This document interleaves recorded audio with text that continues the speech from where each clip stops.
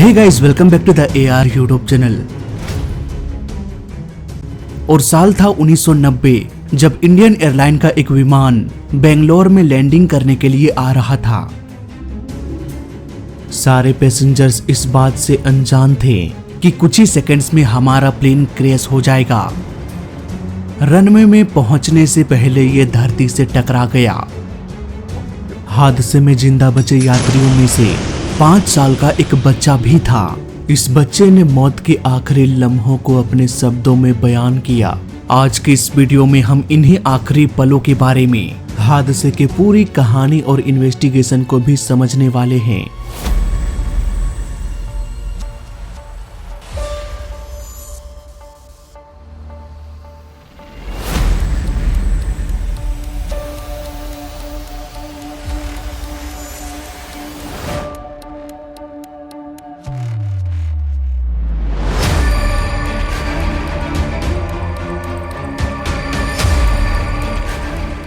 चौदह फरवरी 1990, सहार international airport, Bombay.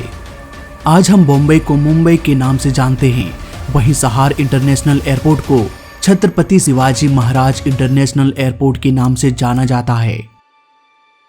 Airbus A320 का एक आधुनिक विमान जिसे इंडियन एयरलाइन ऑपरेट कर रही थी। 11:30 प्लेन अपने पार्किंग गेट के पास पहुंच गया। 7 क्रू मेंबर्स प्लेन में सवार हो गए। वहीं 139 पैसेंजर्स, जिनमें से 4 बच्चे भी शामिल थे। धीरे धीरे ये पैसेंजर्स भी प्लेन में सवार होने लगे। प्लेन का सारा सीट्स ऑलमोस्ट फुल हो चुका था। इसे बॉम्बे से बेंगलोर एयरपोर्ट में जाकर लैंड करना था। एक शॉर्ट इंस्पेक्शन के बाद प्लेन तैयार हो गया टेक ऑफ करने के लिए। ATC के क्लियरेंस के बाद दोपहर के 12 बजे ये प्लेन उड़ान भरा।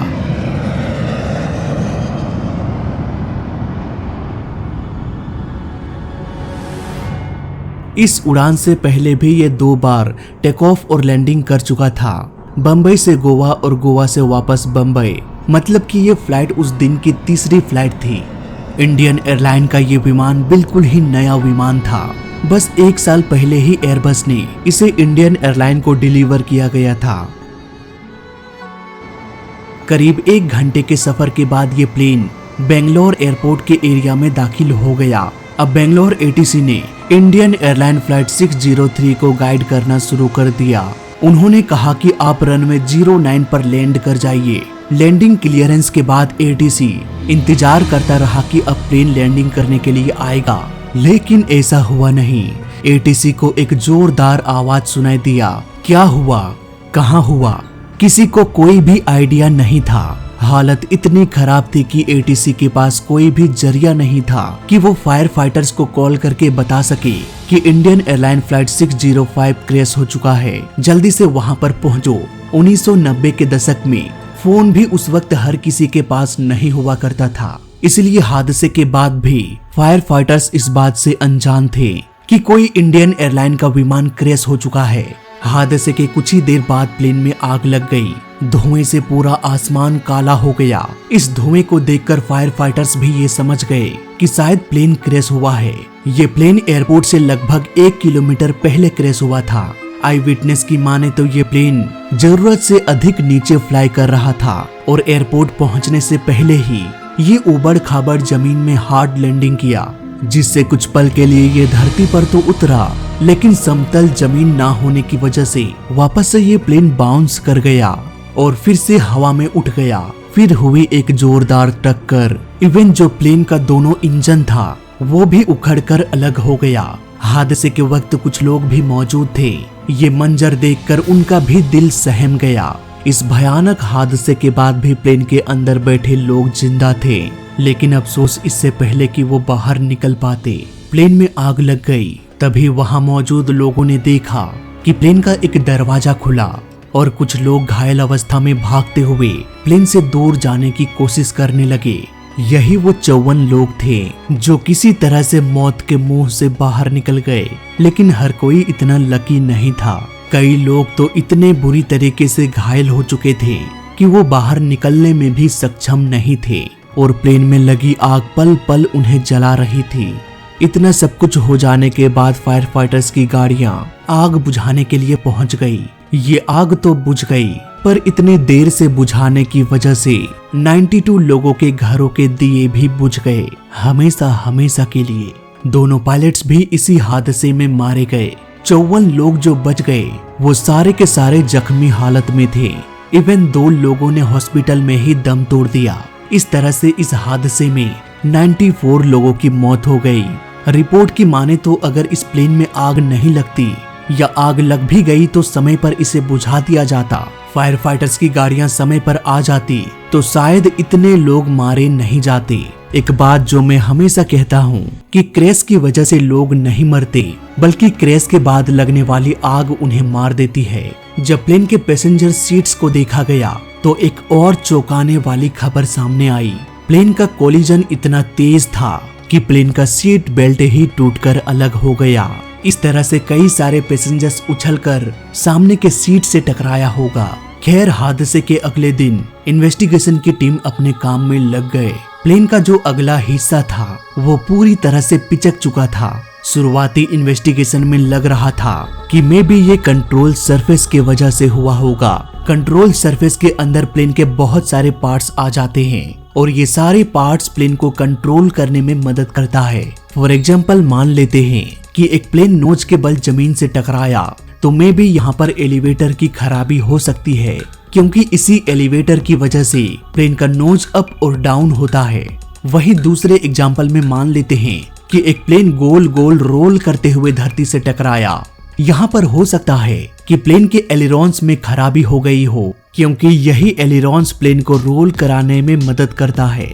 इसी तरह प्लेन में कई सारे पार्ट्स होते हैं जो प्लेन को कंट्रोल करने में हेल्प करता है। इन्वेस्टिगेशन की टीम को लग रहा था कि इन्हें किसी कंट्रोल सरफेस में खराबी हुई होगी, लेकिन इस बात का कोई भी सबूत नहीं मिला। प्लेन का सारा कंट्रोल्स अच्छे से काम कर रहा था।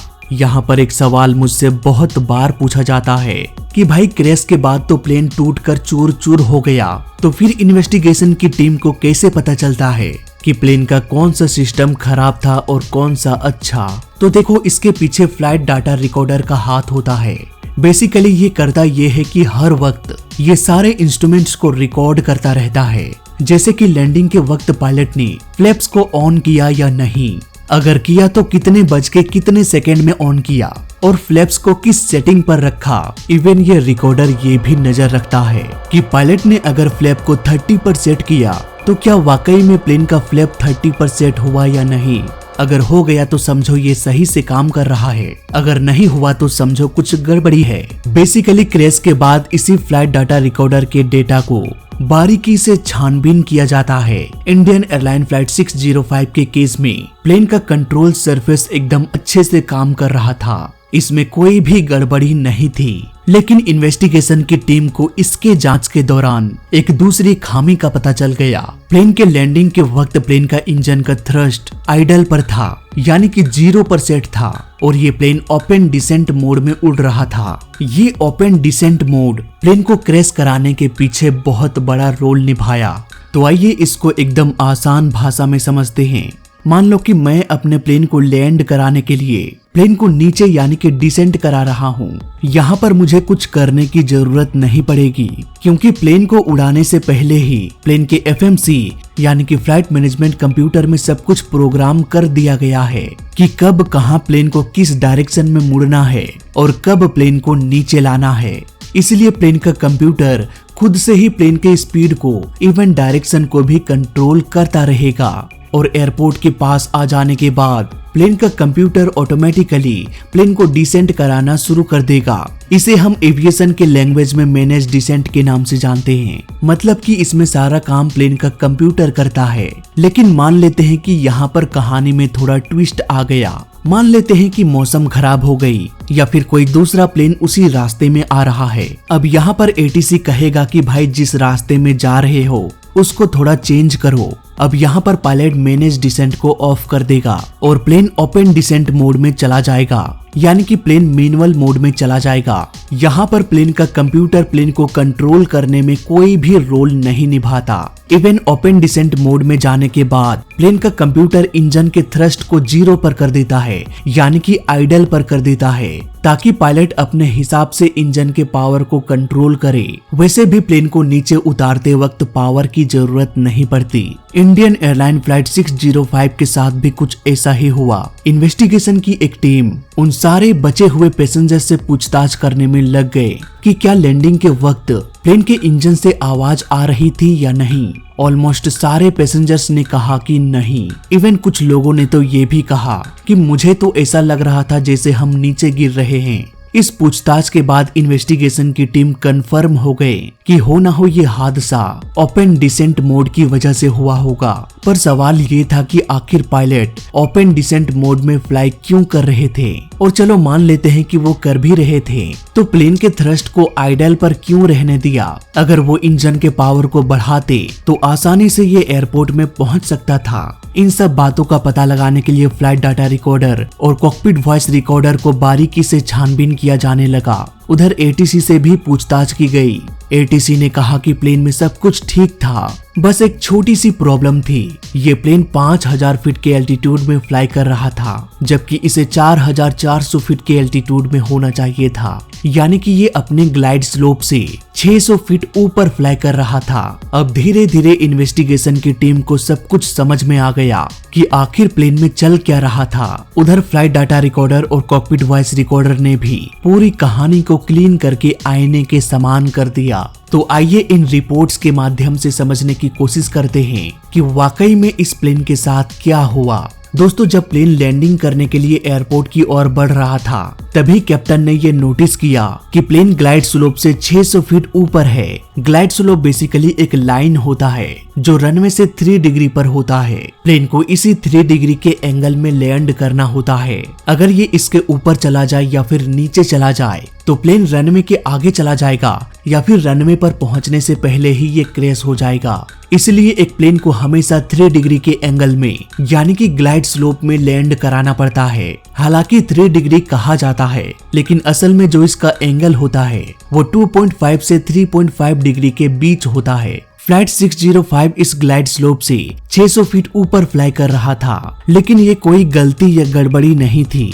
अक्सर प्लेन्स लैंडिंग के वक्त ग्लाइड स्लोप से ऊपर चले जाते हैं। ऐसे केस में प्लेन को वापस से ग्लाइड स्लोप में लाने का 2 रास्ता है। पहला रास्ता कि अगर प्लेन अधिक ऊपर है तो उसे एयरपोर्ट का एक चक्कर लगाना पड़ेगा और धीरे धीरे अपना एल्टीट्यूड को कम करते हुए ग्लाइड स्लोप पर आना पड़ेगा। लेकिन एक दूसरा शॉर्टकट रास्ता भी है। अगर प्लेन ग्लाइड स्लोप से थोड़ा बहुत ऊपर है, थोड़ा बहुत बोले तो 400-500 फीट ऊपर है, ऐसे में इस प्लेन को एयरपोर्ट का पूरा चक्कर लगाने की जरूरत नहीं पड़ेगी। प्लेन को डायरेक्ट नीचे ग्लाइड स्लोप पर लाया जा सकता है। लेकिन यहाँ पर दिक्कत बस ये हो जाती है कि इससे प्लेन का स्पीड थोड़ा बढ़ जाता है। ये स्पीड डिपेंड करता है कि प्लेन को कितनी तेजी से नीचे लाया जा रहा है। फॉर एग्जाम्पल, अगर ये नॉर्मल स्पीड में नीचे आता है तो प्लेन का स्पीड 250 नॉट्स के आसपास रहेगा। अगर ये तेजी से ग्लाइड स्लोप पर आता है तो प्लेन का स्पीड ऑलमोस्ट 300 नॉट्स के आसपास भी पहुंच सकता है। खैर, कैप्टन ने यहाँ पर को पायलट को 2 ऑप्शन दिया कि हमें क्या करना चाहिए, गो अराउंड करे या फिर वर्टिकल स्पीड को कम कर दे। को पायलट ने कहा कि वर्टिकल स्पीड को ही कम कर देते हैं, यानी कि प्लेन को डायरेक्ट नीचे ले आना। अब यहाँ पर ऐसा भी नहीं है कि प्लेन को सीधे नीचे ले आए, इसकी भी एक लिमिट होती है। एयरबस A320 का जो नॉर्मल डिसेंट रेट है वो है 700 फीट पर मिनट, यानी कि ये नॉर्मली 1 मिनट में 700 फीट नीचे आ सकता है। लेकिन एयर इंडिया फ्लाइट 605 के पायलट ने वर्टिकल डिसेंट रेट को 700 फीट के बजाय 1000 फीट पर मिनट कर दिया। इससे हुआ ये कि प्लेन का स्पीड, जिसे ऑलमोस्ट 240 किलोमीटर पर आवर होना चाहिए था, वो बढ़कर 280 किलोमीटर पर आवर हो गया। ऐसा करने से फायदा ये हुआ कि प्लेन जल्दी से ग्लाइड स्लोप पर आ गया, लेकिन इस प्लेन की रफ्तार बढ़ गई। अब क्योंकि ये प्लेन अपने ग्लाइड स्लोप पर पहुंच गया, इसीलिए कैप्टन ने प्लेन के वर्टिकल स्पीड को वापस से 700 फीट पर मिनट पर सेट कर दिया। पर असल में वो दोनों एक बहुत बड़े आफत की ओर बढ़ रहे थे। कैप्टन को लग रहा था कि उन्होंने वर्टिकल स्पीड नॉब को 700 फीट पर सेट किया है, लेकिन असल में उन्होंने एल्टीट्यूड नॉब को 700 फीट पर सेट कर दिया। ये दोनों एक ही जगह पर होता है, दिखने में भी ये बिल्कुल एक जैसा दिखाई देता है। मे भी इसी वजह से कैप्टन ने गलती से गलत नॉब का यूज कर दिया। अब इसकी वजह से हुआ ये कि प्लेन ओपन डिसेंट मोड में चला गया, यानी कि प्लेन का पूरा कंट्रोल जो अब तक ऑटो पायलट कर रहा था वो यहीं पर काम करना बंद कर दिया। इसके अलावा जो थ्रस्ट लीवर था वो भी आइडल पर चला गया। बिना इंजन पावर के ये प्लेन बेहद तेजी से नीचे आने लगा। देखते ही देखते ये ग्लाइड स्लोप से भी नीचे आ गया। अब तक ये दोनों पायलट सारे खतरों से अनजान थे। तभी कॉकपिट में एक आवाज सुनाई दिया, 400। ये सुनकर दोनों पायलट्स के होश उड़ गए। 400 फीट, इतना नीचे हम कैसे पहुंच गए? तुरंत ही कैप्टन ने थ्रस्ट को देखा जो कि आइडल पर था। उन्होंने को पायलट से कहा कि हम अब तक आइडल थ्रस्ट डिसेंट मोड में उड़ रहे थे। कैप्टन को यहाँ पर तुरंत इंजन के पावर को फुल कर देना चाहिए था, लेकिन उन्होंने ऐसा ना करके अपने बातों को कंटिन्यू रखा। उन्होंने को पायलट से आगे कहा कि तुमने फ्लाइट डायरेक्टर को ऑफ नहीं किया। को पायलट ने देखा कि ये ऑन था। तुरंत ही उसने एफडी को ऑफ कर दिया और कहा कि ओके ये ऑफ हो चुका है। तभी दूसरी आवाज सुनाई दिया, 300 फीट। अब प्लेन का स्पीड लगातार कम होने लगा। देखते ही देखते ये प्लेन 100 फीट पर आ गया। कैप्टन के मुंह से आवाज आई, हे वी आर गोइंग डाउन। वहीं को पायलट ने कहा, ओ शिट। ये बातचीत इन दोनों की आखिरी बातचीत थी। इसके बाद ये प्लेन क्रैश हो गया। हालांकि कैप्टन ने टोगा बटन को प्रेस किया था। टोगा बटन यानी कि take off and go around button. इस बटन को प्रेस करते ही प्लेन का कंप्यूटर सारा काम छोड़कर प्लेन के इंजन को मैक्सिमम पावर प्रोवाइड करने में लग जाता है ताकि प्लेन को जल्दी से जल्दी ऊपर उठाया जा सके। लेकिन फ्लाइट 605 के पास इतना समय नहीं था, इसलिए टोगा बटन प्रेस करने के बाद भी ये प्लेन दोबारा से हवा में लिफ्ट अप नहीं हो सका। इस हादसे को टाला जा सकता था। जब दोनों ने कॉकपिट में सुना कि प्लेन 400 फीट के एल्टीट्यूड पर पहुंच चुका है, तभी उन्हें टोगा बटन दबा देना चाहिए था। लेकिन वो कॉकपिट में ये डिस्कस करने लगे कि एफडी यानी कि फ्लाइट डायरेक्टर ऑन है या ऑफ। हालांकि फ्लाइट डायरेक्टर का भी अहम रोल था इस प्लेन को क्रैश कराने के पीछे। दरअसल ओपन डिसेंट मोड में चले जाने के बाद प्लेन का थ्रस्ट आइडल हो गया। यहाँ पर कैप्टन ने एफडी को ऑफ कर दिया, जबकि को पायलट ने एफडी को ऑफ नहीं किया। ये एफडी बटन कॉकपिट के दोनों साइड होता है। अगर ये दोनों बटन को ऑफ कर दिया जाता तो प्लेन स्पीड मोड पर चला जाता और ये क्रैश नहीं होता। यहाँ पर प्लेन मैनुअल मोड में उड़ रहा था और जब कभी भी प्लेन मैनुअल मोड में उड़ता है तो इन दोनों एफडी को ऑफ कर दिया जाता है। लेकिन फ्लाइट 605 के केस में ऑफ नहीं किया गया। ये पूरी कहानी आपको थोड़ी कंफ्यूजिंग लग सकती है, इसलिए फिर से इसका एक शॉर्ट समरी दे देता हूँ। प्लेन अपने ग्लाइड स्लोप से ऊपर था, इसलिए नीचे आने के बाद कैप्टन ने वर्टिकल स्पीड को 700 फीट पर मिनट पर सेट करने के बजाय उन्होंने एल्टीट्यूड नॉब को 700 फीट पर सेट कर दिया। यहाँ पर दो गड़बड़ी हो गई। प्लेन ओपन डिसेंट में चला गया, यानी कि अब पायलट को मैनुअली प्लेन को कंट्रोल करना था। और दूसरी गड़बड़ी ये कि प्लेन का थ्रस्ट आइडल पर चला गया। जब भी प्लेन को मैनुअली लैंडिंग कराया जाता है तो एफडी को ऑफ कर दिया जाता है, लेकिन यहाँ पर एफडी को ऑफ नहीं किया गया। अगर ये एफडी ऑफ हो जाता तो प्लेन स्पीड मोड में चला जाता। ऐसे में ये क्रैश होने से बच सकता था। कॉकपिट में दो पायलट्स बस इसीलिए होते हैं ताकि एक पायलट प्लेन को फ्लाई करता रहे और दूसरा पायलट सारे कंट्रोल्स को मॉनिटर करता रहे। इसीलिए तो उन्हें कैप्टन और को पायलट के बजाय पीएफ यानी कि पायलट फ्लाइंग और पीएम यानी कि पायलट मॉनिटरिंग भी कहा जाता है। तो ये थी पूरी ऑफिशियल रिपोर्ट। हालांकि इस रिपोर्ट पर आगे चल के काफी कंट्रोवर्सी हुई। ICPA यानी कि इंडियन कमर्शियल पायलट एसोसिएशन ने इस रिपोर्ट को फर्जी बताया। इन्होंने कहा कि इतने मिस्टेक्स जो कैप्टन ने किया जैसा कि बताया जा रहा है, इसका कोई पुख्ता सबूत नहीं है। इवन फ्लाइट डाटा रिकॉर्डर ने भी ऐसा मिस्टेक्स रिकॉर्ड नहीं किया। इनका मानना था कि इंजन में कोई टेक्निकल खराबी हुई थी और एयरबस के कॉकपिट के डिजाइन में ही बहुत सारे फ्लॉज हैं, पर इन बातों पर ज्यादा गौर नहीं किया गया। एयरबस की टीम ने भी इन बातों को इग्नोर कर दिया। लेकिन इसके ठीक 2 साल बाद एयर इंटरफ्लाइट 148 फ्रांस में क्रैश हो गया। ये भी सेम मॉडल का प्लेन था, यानी कि एयरबस A320। और इन्वेस्टिगेशन के बाद ये पता चला कि ये प्लेन भी ठीक उसी तरह से क्रैश हुआ जिस तरह से 2 साल पहले इंडियन एयरलाइन फ्लाइट 605 क्रैश हुआ था। उस समय इंडियन कमर्शियल पायलट एसोसिएशन को इग्नोर कर दिया गया था, लेकिन इस हादसे के बाद एयरबस की टीम को काफी क्रिटिसिज्म झेलना पड़ा और आगे चल के एयरबस A320 के कॉकपिट में बहुत सारे सुधार किए गए। तो ये थी कहानी इंडियन एयरलाइन फ्लाइट 605 की। वीडियो अच्छा लगा तो लाइक कर देना, बुरा लगा तो डिसलाइक कर देना और दोनों ही केस में चैनल को सब्सक्राइब कर देना, क्योंकि इस चैनल में सीखने के लिए बहुत कुछ है। तो मैं मिलता हूँ आपसे अगली वीडियो में, तब तक के लिए देखते रहिए और सीखते रहिए। जय हिंद, वंदे मातरम।